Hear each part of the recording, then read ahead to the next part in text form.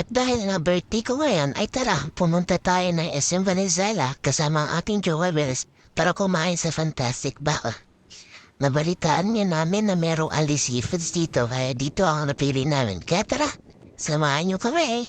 Grabe naman yung sasakyan na yun, napakausok naman, kaya maraming nagugutom eh.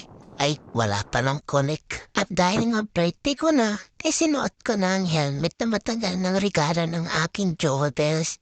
Sobrang naman yung jowa ko na yan. So, ayan na nga.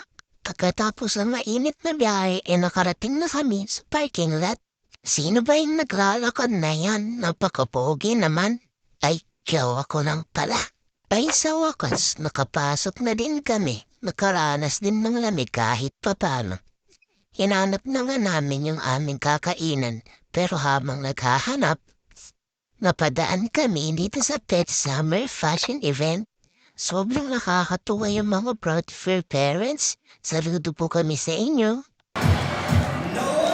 Ugly allowed. Are you ready? Here we go. Fashion is the art. Designers are the gods. Models play the part. Angels in the dark. Which one of you would ever dare to go against? That beauty is a trade and everyone is paid. Fashionista. At pagkatapos nga naming manood, ay nagutom na kami ng tuluyan. Kaya eto na, bakbaka na. Ay grabe naman. Sobrang gutom naman ng birthday girl na yan. Sige, kamayin mo lang yung hipon.